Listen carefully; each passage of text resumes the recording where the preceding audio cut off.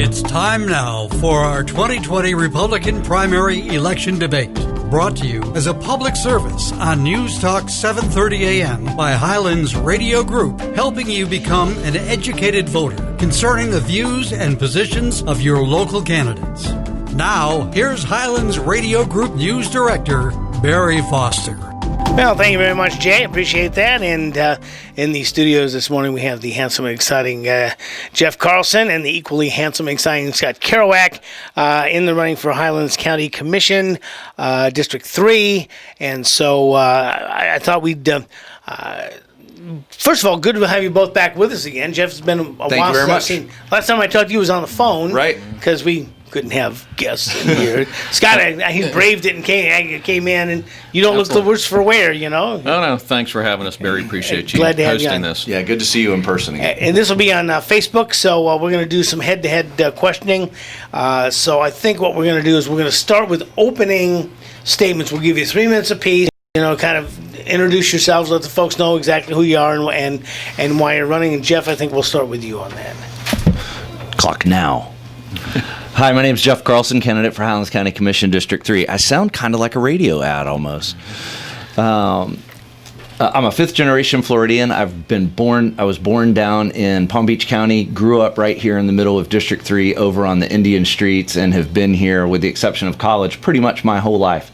I have an undergraduate degree in accounting, I have a second undergraduate degree in finance, and a master's in business administration. For the last 25 years, I've owned and operated Carlson Accounting, the accounting firm that my parents started in '86, back when I was at Sebring High School. Over the years, I've been blessed to be involved in many charitable organizations and endeavors, community events, from being on the board of the Greater Sebring Chamber of Commerce, the YMCA, the Sebring Sports Car Museum Hall of Fame, and also elected as a member of the Sebring City Council and the Highlands County Commission. My personal life, I have a brand new wife. I just got married about, she'll correct me on this, but I think it's 10 days ago, Jessica. We have 2 children, Morgan and Logan, 19 and 22, and another son, 11, Jet Turner. We're very excited about running and look forward to serving the community. As an elected official, I have 3 main beliefs. The first one is less spending and smaller government. As a conservative Republican, I like to see government run as efficiently as possible, creating the lowest possible impact on business and individual community. I also believe very strongly in transparency, which is something we've already endeavored to do through our Facebook Live show on Monday mornings, and we plan to continue that after the election so that we can talk about issues that are relevant either after or before the county commission meeting, so the public can see kind of what goes on behind the scenes. And the third element is regional cooperation. I served for 10 years on the Central Florida Regional Planning Council, and for 7 of that, I was the chairman. And I really believe that it's incumbent upon us, as things like MCORs, large roads, and economic development projects come in, that we not only work in partnership with the municipalities and residents of Highlands County, but also our surrounding counties and friends throughout the state of Florida. Thank you very much. My name is Jeff Carlson. I appreciate your vote between now and August the 18th. Thank you, Jeff. You've already forgotten your anniversary, so you retain your man card. Okay. And Scott, let me go to you. Okay. Once again, thank you, Barry, for inviting us this morning. My name's Scott Kirouc, Republican candidate for Highlands County Commission District 3. I've called Sebring, Highlands County, my home for 44 years now. Moved here at the age of 14 in 1976 with my parents. I reside in, like I said, in Sebring. With my life partner, Vicki. I have 2 daughters and 6 grandchildren, who all but 2 currently live here in Highlands County. My oldest grandson, Kobe, who is currently serving in the U.S. Army, just got back from a deployment in Syria last year and is stateside now in Fort Carson, Colorado. Very proud of him and his accomplishments in serving our country. My mother, Kay, my brother, Steve, and my sister, Pam, are owners of Creative Printing. Our family has been small business owners in Highlands County for close to 40 years now. Years ago, I started a van conversion company with a couple of my brothers called Vans by Brothers 3. It was a very successful van conversion company for 10 years here in Sebring. Then started Big Sky Growers, which is an ornamental plant nursery with 2 locations in the north end of Lake Placid, encompassing 25 acres. It still operates today. Currently employed with Hillary Peak Company in a sales position, so I work out of home and on the road. and been selling what some may say is the oldest product known to mankind. Not the oldest profession, the oldest product known to mankind, and that would be dirt. I don't know anything older than dirt, but that certainly has been a very rewarding career and has immersed me in the agricultural world. And that is what I've based a lot of my service back to the agricultural community, and certainly giving back to our community in other ways too, volunteering my time with 4-H FFA.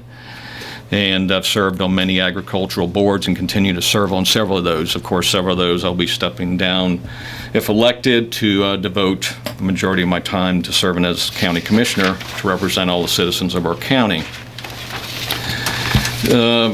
Certainly I have a love for Highlands County. I've grown up here. I've seen a lot of changes. I think we face a lot of challenges with our current situation with the current pandemic. There's a lot of uncertainty. I believe uncertainty certainly is the most crippling thing in your personal life as well as your business life. So I think that we certainly need leadership that's going to offer a common sense, thought through approach. And if you ask people that have served with me on many boards, that's what I bring to the table. I'm very fiscally responsible, and I believe in certainly keeping taxes low and keeping government efficient. Thank you, Barry. Thank you, Scott. Appreciate that very much.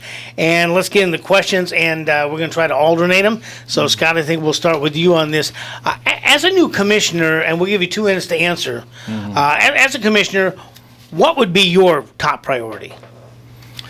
Well, my top priority certainly is going to be moving forward is government spending. Like I said in my opening statement, there's just so much uncertainty. We have contracted with a firm to give us some projections on what those revenues look like moving forward, but those are only projections, and we don't know what they're going to be for sure. So I think, as a newly elected official, certainly going to have to get up to speed on what's going on within the county. I've been doing my research and meeting with different county officials to try to get their latest updates on where they're at in their department. So I'm not a micromanager. I believe in the chain of command. There's 2 employees of the county commission. That would be the county administrator and the county attorney. So I would look forward to working with them and certainly digging into any problems that we have to keep our county going in the right direction. Okay, and Jeff, let me ask you the same question. As a new county commissioner, what would be your top priority? Unfortunately, we're not involved in the current budget process, but I wish I was. I think the meeting the other day, last week, when Arlene came forward and said she'd really like to take, instead of a 2% increase, she was really pushing for the rolled back rate plus 2%, which would give us actually a slight reduction over the prior year. I think that's a good fiscally conservative, sound policy to move forward with, because the real impact of this isn't going to hit us in the 2021 fiscal year. It's really going to hit us in the 21, 22, 23 years, because Highlands County's always lagged from the property appraiser standpoint in the amount of taxable value doesn't go down as quickly here as it does in other places. Right now, luckily, we're still seeing that rise. So one of the biggest priorities would be, if I were there right now, would be to hold taxes low, because it will make the cuts that maybe occur in the next 2 fiscal years much easier to swallow for everyone, from staff to capital improvements and everything else that we need to spend our money on. The second thing I think we need to do is get back to a visionary process with our planning. We've recently seen over the last year some major changes to the comp plan, which have taken away a 20, 30, even 40-year vision for the county. And I think that's very important to us to get back to. When I was on the Regional Planning Council, we spent a lot of time doing Heartland 2030, Heartland 2060, trying to get a feel for what the citizens of this county want it to look like in 40 years. I think we need to go back to that sound long-term planning to make sure that the county grows the way that we want it to grow. Okay, Jeff, thanks a lot. And let's see. Let's go to the next question. We'll start with you, which is, what do you think you can do to be proactive in your position as a county commissioner? I think there are lots of things to be proactive for. So like I said, from those 2 items, I think the most proactive things you can do are listening to your citizens and finding out they want and the things that are important to them. In order to know how the county should grow and how you should spend your money, you really need to reach out to them and listen. We've kind of done that already, like I mentioned earlier, with the talk show that we do on Monday mornings. So trying to get a feel for what people think and what leaders around not just Highlands County, but around other counties. Just last week, I was talking with a Hardy County Commissioner at Java over in Wauchula, and we were talking about some of the growth issues. And they're having some of the same pains over there with the courthouse. So trying to find out what we can learn from them and things they're doing and what we can share with them. So that's very important. Also, being involved around the county, what's going on with the cities and within the cities, and trying to communicate with them. Recently, an issue came up where a large employer was going to grow their business down on Highway 70, and because of lack of coordination and communication between multiple entities and individuals, we might see some duplication of public services. And if we had been a little bit more proactive, maybe we would have had a public-private partnership that could have benefited that entire region of the county.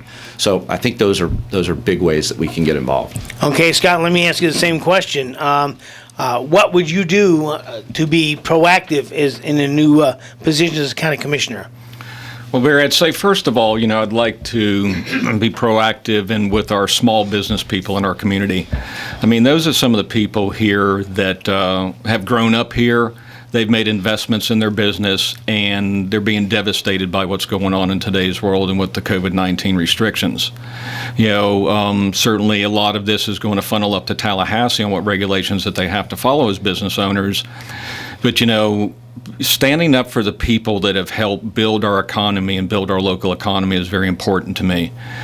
These people, they drive our county moving forward, and they're suffering right now, and I certainly want to get engaged with them, feel what their challenges is, see with what we can do on a county level, maybe advocating in Tallahassee for them to help their businesses either lift restrictions or find ways that they can do business in a reasonable manner while accomplishing, following CDC guidelines and things like that. So certainly would want to dig into with the small business people and certainly the people that have been affected the most. We've got the CARES Act. We want to promote that a lot to help those people in relief, to help them out through these tough times.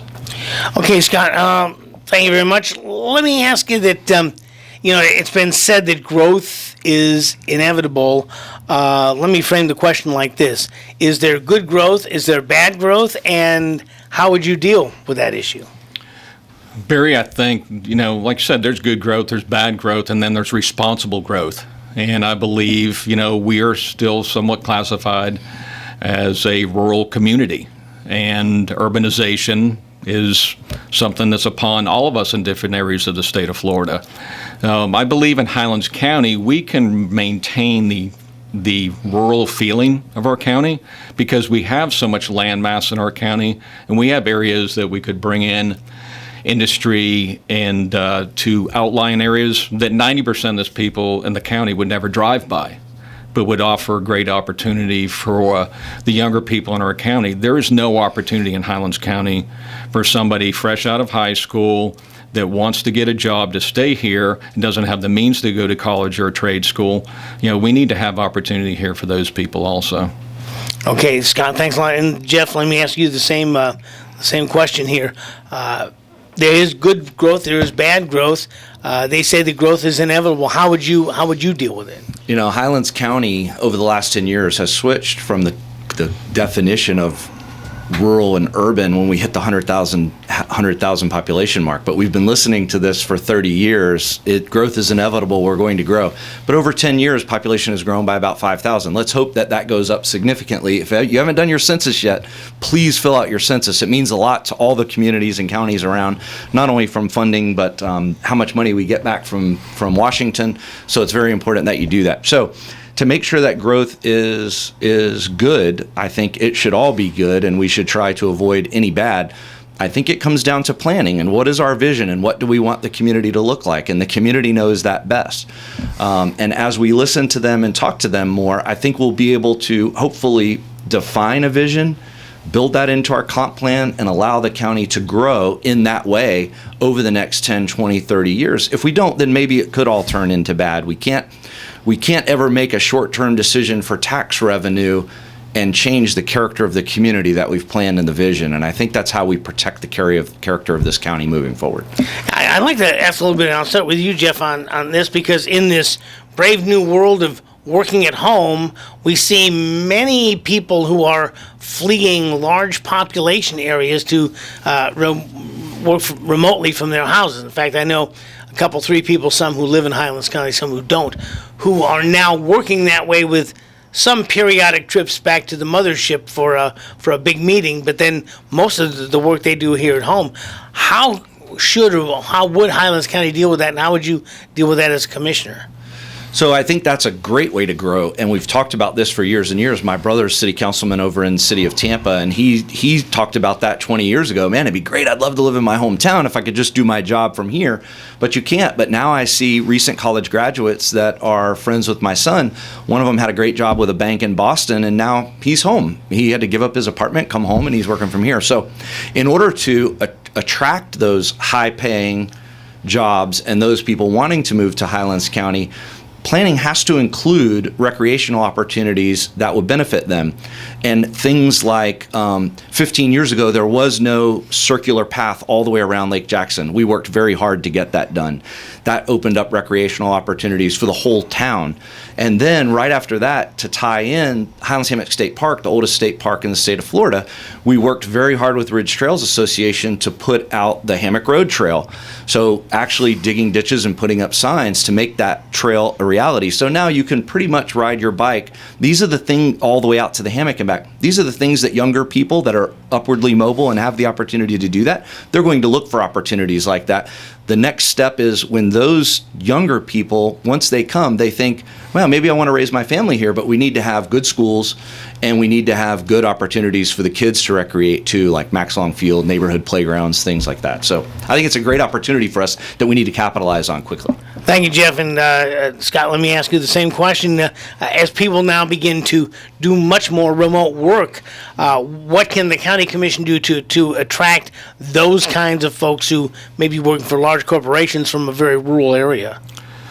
Well, I think actually, Barry, the secret is out, how great Highlands County is and what a desirable place, especially in Florida. 80% of the population lives within a 150-mile radius of Sebring, of Highlands County.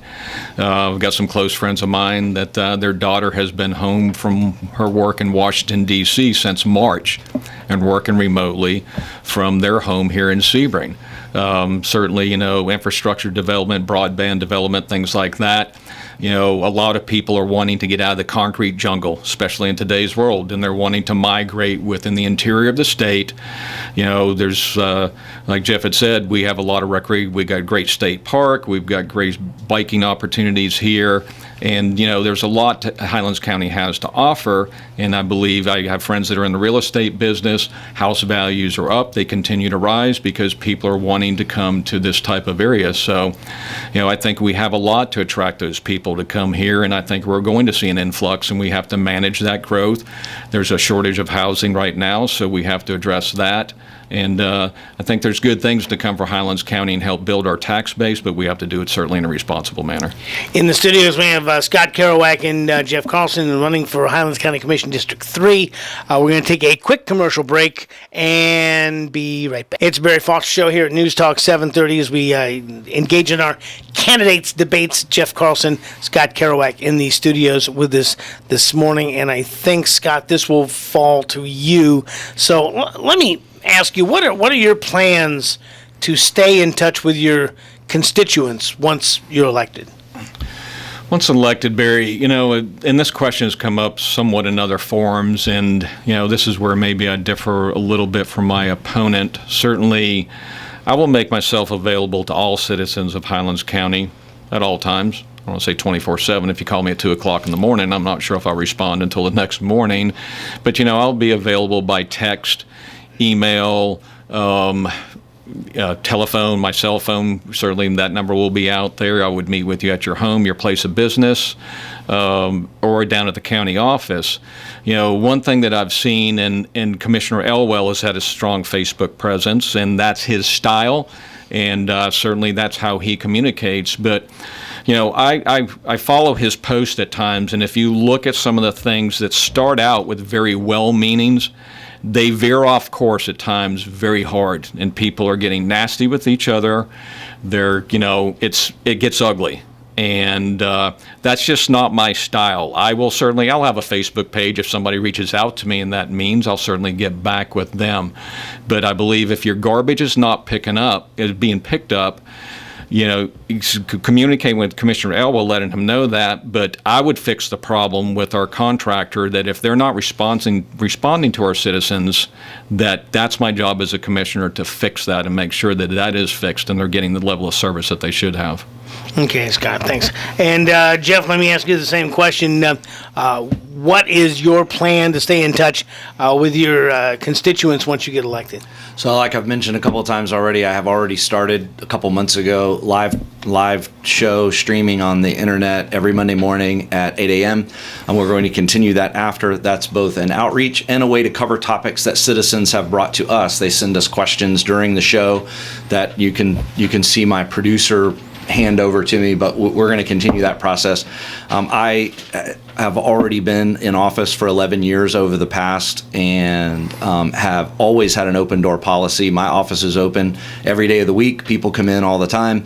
I actually gave up my county commission building office when I was in office last time so that Tom Rooney could utilize it for his office so that the federal government could save a few bucks by not renting somewhere else and utilize space that's not really used, because people know they can call my office anytime they want and come see me. I've always been available through email, my cell phone. Any way you need to get in touch with me, you can get in touch with me, and I'll continue to do those efforts along the way. And I've always been heavily involved in the business community.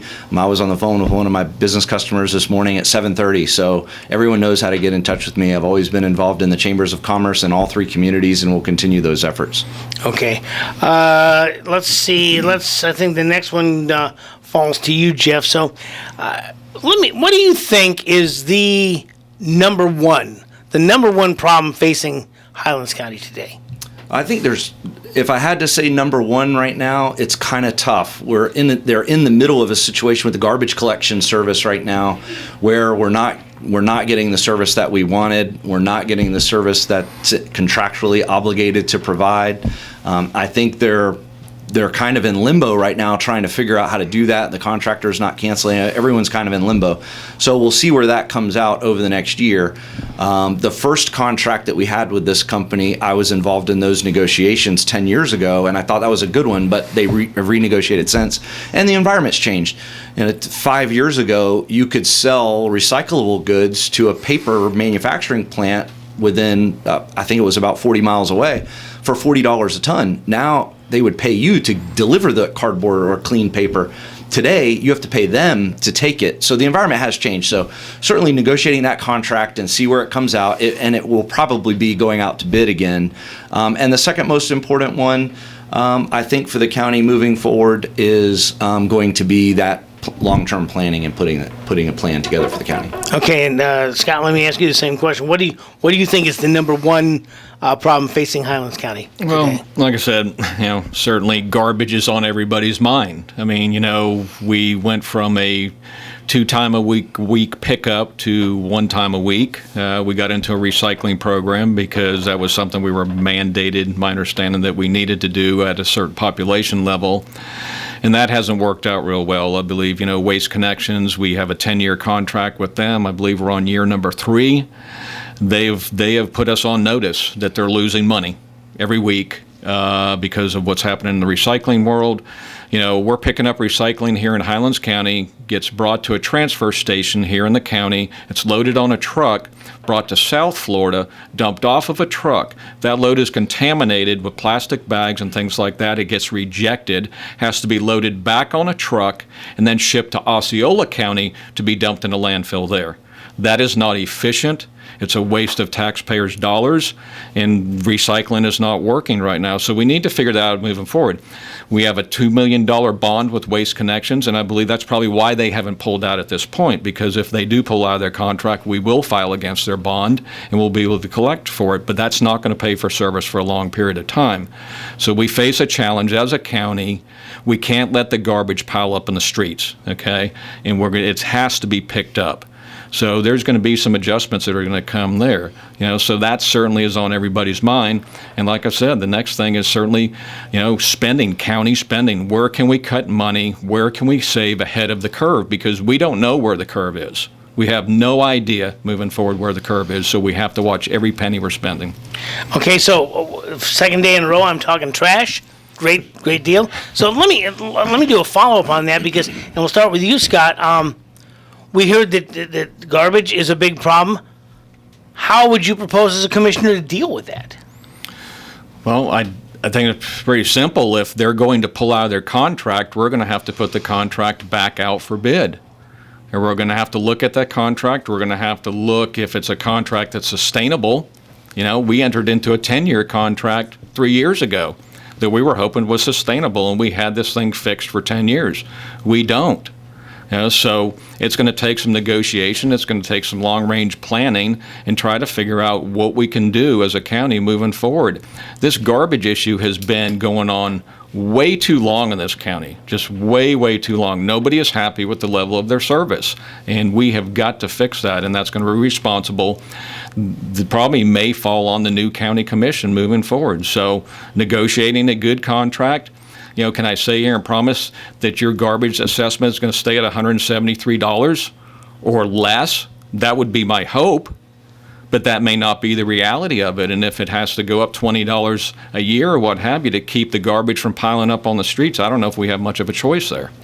Okay, and Jeff, let me ask you the same question. Garbage being the number one problem, how would you deal with it? The first thing we need to do is work with the state. The recycling issue is a state mandate from the legislature. So we need to get close to the legislature, find out what their take is and how they're going. The city of Sebring's not recycling right now, and no one's doing anything to them. So we're kind of an anomaly in our own county. So we need to work with the legislature, find out where that is, explain the logistics and the reality of the situation that we're facing and how it's not really working in our county, and how the overall system of recycling is not working, from educating consumers and to not put contaminated things in and figure something like that out. I was recently talking with the county about the potential for recycled glass going into the asphalt plant, you know, some way to maybe do our own recycling if we can figure out a way to do it. So I think there's some innovative ways out there where we might be able to first work with the state to figure out what that issue is, and then maybe internally we can figure out what to do with some of this waste so it doesn't pile up in our own landfill. The second really important thing that is looking at more innovative ways to solve the problem. In our county, we have 4 different ways to get your trash picked up, municipalities in the county. Maybe there's a way to divide up the county into 3 zones, and maybe we can track with the city of Sebring to pick up garbage in the greater Sebring area, not just Sebring, and it might be a win-win for everyone where we're helping the whole county, keeping costs low, although I certainly think that if we went out to bid right now, those costs are going to go up, and nothing to do with the county. This is a pass-through, but I think we're probably It's definitely going to go up. But I think those are 2 great ways that we can figure it out. All right, in the studios with us, and I have to apologize again. I've known these guys for a while, so I refer to them by their first names. It is Jeff Carlson and Scott Kirouc. So just so you know, we've got our names on here. You got your names right there, and you'll be able to see them on the wrong way. You'll be able to see them on Facebook. Kerouac and Kazabowski. You know, I don't know. We're running heat and heat there, so neck and neck as far as those names. So, Jeff, Mr. Carlson, let me ask you this. This will fall to you. You know, there are commissioners who seem to depend heavily on county staff for their recommendations. How much will you look to the county staff for their recommendations to make your decisions? I've always worked with county staff in a way that they provide data and information to allow us to make decisions. But they're not the only people that can give input in that situation. We also have to reach out to our constituents and talk to them about it. So we've really got multiple stakeholders, and one thing you have to do as an elected official is certainly listen to staff, because they're involved on a day-to-day basis. We're the legislative branch here. They handle all the day-to-day stuff, so we're an overarching lawmaking group. So staff certainly has the day-to-day information that we need to get. So get that information from them, then reach out to our constituents, find out what their thoughts are, what they think, and how things are going. And the last thing I think all of us do is we revert back to our close group of friends and colleagues that we work with and sit down and talk with them. Once you get a full 360-degree view of the issue, it's the only time you can make a decision, and certainly not always dependent on staff to tell you. They always make recommendations, but being critical and asking tough questions is the way that we get around that. Okay, and Scott, let me ask you the same question. Is that some commissioners depend heavily on county staff? How will you rely on their recommendations to make your decisions? Larry, like I said in my opening statement, I'm not a micromanager, and I believe that there is a chain of command in our county administration, okay, in that, the administration or the staff's recommendation, I believe, is one of the legs of the three-legged stool. Certainly they're the ones that are immersed in these situations on a daily basis, okay? So am I going to rely on them heavily to advise me on what they know from their end? Absolutely. Yes, I will.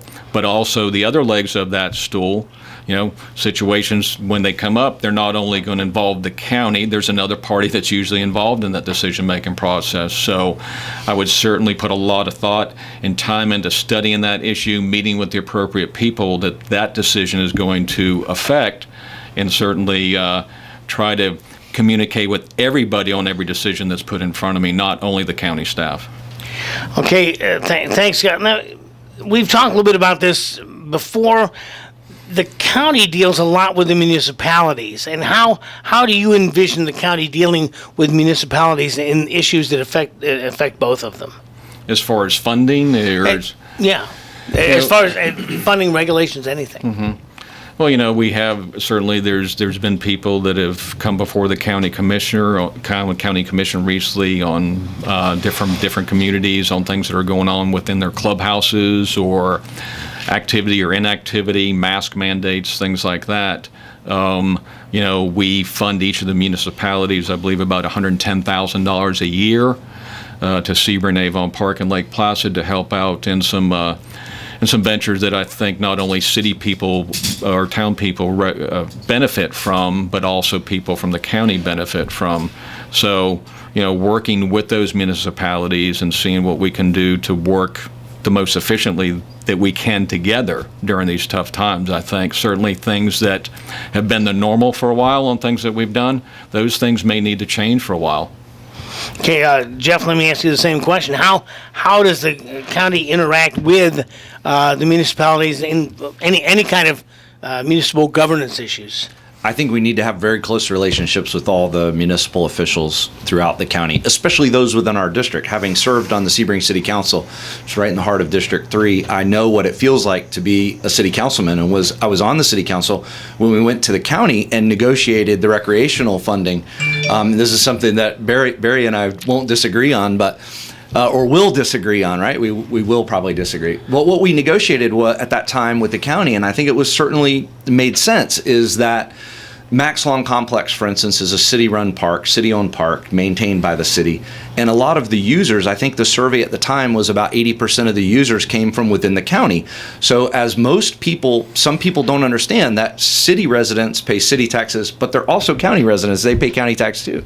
So in order to divide that up and make that use more fair, because the cities do have a higher level of service on their parks and they're maintaining them on a more regular basis, we negotiated that deal. So I think having very close relationships with the cities is incumbent upon us to help save things just like the economic development issue that recently came up in Lake Placid. Having those close relationships and regular contact with them hopefully will ensure that that doesn't happen. And that goes from staff to elected officials. So we can't meet with our own elected officials, but certainly I can meet with Lake Placid Town Council members, City Council members, and Avon Park County members, City Council members, on a regular basis, so we know what's going on there, and they know what's going on with us, and we can all kind of coordinate that.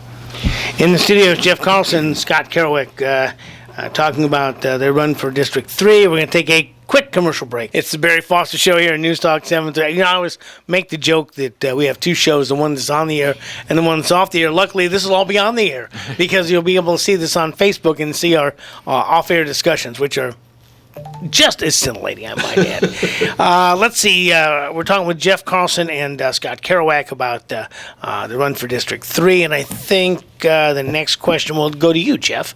So let me start here. In dealing with the budget, do you foresee increasing revenue or cutting expenses? Generally, you're going to see increase. So my general belief is we need to hold the line on expenditures and hold the line on revenue, especially right now. We should not be increasing taxes at any level, and an increase in tax, again, is measured to me by the rollback rate. So even if we go with the same millage, we're increasing taxes. So I think we need to look at that very closely and determine whether or not how we're going to fund these services. With the smaller amount I think we've seen a smaller amount of growth in population versus the growth in the budget. The budget 10 years ago was $110,000. We're back up to $110 million. Now it's back up to $150 million. But we've only seen a small growth in population. I think those two things need to be commensurate with one another as we look out for the burden on small businesses and the burden on the homeowners. And Scott, let me ask you the same question. In dealing with the budget, do you foresee increasing revenues or cutting expenses? Well, I kind of look at it both ways. I look at it, like I said, we need to be trimming expenses. We need to be as efficient as we possibly can, okay?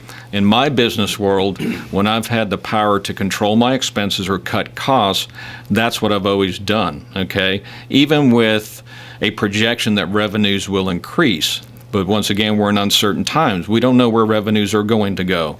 We suspect in some cases they may go up because of people moving to this area. Property values are going up. If property values go up and the millage stays the same, like my opponent says, that's a tax increase. Okay? I believe that we certainly need to look at we have to be as efficient as we possibly can. And if we can cut expenses and we have better than revenues that have been projected, then we're just that much better moving forward. So that would be my approach is, certainly we got to grow our county. I think if we can expand our tax base, the costs go up for the county just like they do as citizens. They're buying toilet paper if they can find it. They're buying fuel. They're buying tires. They're buying everything as consumers that we buy every day. So those costs go up over time. We need to find ways to absorb those costs without increasing the burden on the taxpayers. Well, both of you guys have been involved in government committees in some level for a while. So, Scott, let me ask you about this. What would be your priority for either let's start with cutting expenses. What would be your priority for cutting expenses, and what would be your priorities for increasing revenues? So my priority for cutting expenses. Do you have any specifics? Well, not necessarily any specifics, Barry, at this point. That's still things that I'm studying and that I certainly would want to dig into with county administration to see, where is it? Do we have some duplicate services, or do we have some overages where maybe we can cross-train people to do other jobs? Maybe we have an opening in the county that really is not a full-time position, but if we could cross-train somebody from somewhere else in the county to maybe pull dual duty instead of creating a whole nother position, having the payroll overhead of creating a whole nother position with health insurance costs and things like that, I would certainly look at doing that. Government efficiency, we got to be as efficient as we possibly can. Revenue-wise, let's make it attractive for people, and I believe we have, to come to Highlands County. We can build more houses. That's going to create an economy in itself within our county to keep all the subcontractors busy and those people that support those industries. And one way to keep from increasing taxes is to broaden your tax base, and that would be a goal of mine. Okay, and Jeff, let me ask you the same question. What would be your specific priorities for cutting expenses and your priorities for increasing revenues? So there's lots of county departments that are dependent on growth, let's say. So we saw back in the 06-07 range, we saw a huge growth in building permits, inspections, and issues related to that industry. If we see that fall off, then instead of trying to hang on, and I watch this with my clients, they did the same thing. We don't want to cut departments because there's not work for them to do. Let's let them hang on. And I watched many businesses back in 08 blow through their life savings to try and do that. And at some point, you have to decide as a business owner or a county commissioner that you just can't do that. If the services fall off, there's a direct cut that needs to occur in order to handle that. I think the second way that we can hopefully find ways to be more efficient through things like the idea of dividing up the trash collection service to maybe get some efficiencies there. Maybe instead of a full-blown recycling and hauling things to South Florida, we're utilizing some of those recycled materials here to save money with aggregate out at the landfill for the asphalt plant. Even though we might not have wanted it in the beginning, we've got it now, so let's figure out the best way that we can utilize it. So I think that's some of the ideas. The other ways, in order to grow grow the overall services of the county and get revenue coming in, we have to build a community, continue to build a community that people want to live in through offering recreational opportunities, encouraging new businesses to operate and our existing businesses to grow within the county so that there's more job opportunities for people to come here. And certainly working with the college, with their trade school and the high schools to try and get those people to want to stay and serve the county in the future as they grow up. Okay, let me... we're getting up near the end here, but I do want to ask this question. I know that the county really only employs two people. They employ the county administrator and the county attorney. That's really, and everything else is under the county administrator. That being said, as a commissioner, do you think that the county departments individually should be evaluated, and if so, when and how? And Jeff, that'll fall to you. I think they get evaluated at least as an overall larger or macro view of the county. The county administrator and the county commission can look at each department annually, and that normally occurs during the budget time where we go through calls for service for EMS, where we go through calls for service, and not just calls for service overall, but we want to look at what are the calls for service and how can we serve them more efficiently. And that's working with the team that's already there in the department to find out what their feedback is, how it's going, what we need to do to improve, try to balance that with the budgetary constraints that everyone's built into the system. But I think it needs to be at least annually during the budget process, and I think that's the perfect time to do it. One thing that we did when I was on city council is we had assigned departments, and every year we would rotate. So this year I'm on solid waste, next year I'm the police department, next year I'm the fire department. I thought that was a pretty good system because it gave each of us a whole year to really get in there and be kind of the liaison with that department head to keep them rolling. Like you said, we're set up a little bit different, but working with Randy Vosberg, who's I think a great manager, and he thinks this way as well in analyzing these departments, I think it would be a great way to move forward with the county and look at them annually. And Scott, let me ask you the same question. Should the county departments be evaluated individually, and if so, when and how? I certainly think an evaluation is a wise thing. I think people should know that they're going to be evaluated on their job performance. I'm a performance-based kind of person, okay? I don't believe a pay scale should be flat for everybody for a particular occupation, okay? Because we know in today's world there's good and bad in each occupation. So I certainly believe that an employee should know that they're going to be evaluated, and their evaluation is going to determine whether or not they will remain employed, what their pay scale may be, or department, like I said, department heads, which would evaluate their employees underneath them. So, yeah, I believe an evaluation process is a very important thing. I've got a great amount of faith in our county administrator, Randy Vosberg. We have met several times. I believe that he's doing a great job in managing our county and the departments that are within it. But, we need to I would have an open door policy. I'm not looking to micromanage, but yes, them department heads, I believe they need to continue to evaluate, and they need to look at each employee individually on what they offer to the taxpayers.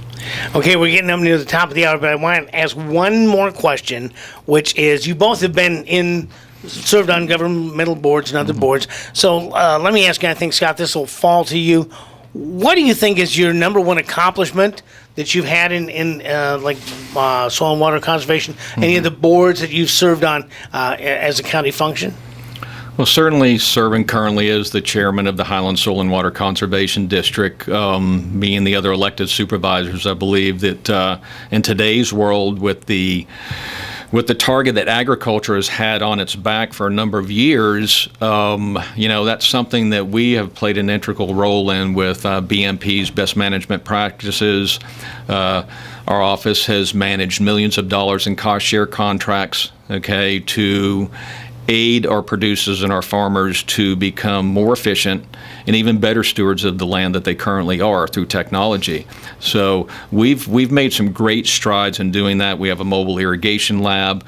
We have saved millions of gallons of waters. We go out, we do an evaluation at a producer's location, then we come back with recommendations on what they can do. Of course, when they can cut the time of running pumps, be more efficient, soil moisture sensors and things like that, there's a lot of technology. So as myself being immersed in the agricultural world for well over 2 decades, that's probably one of my biggest accomplishments, is being involved with Highlands and Soil and Water, and what good that we are doing, not only in Highlands County, but in this region, because we manage contracts outside the county also.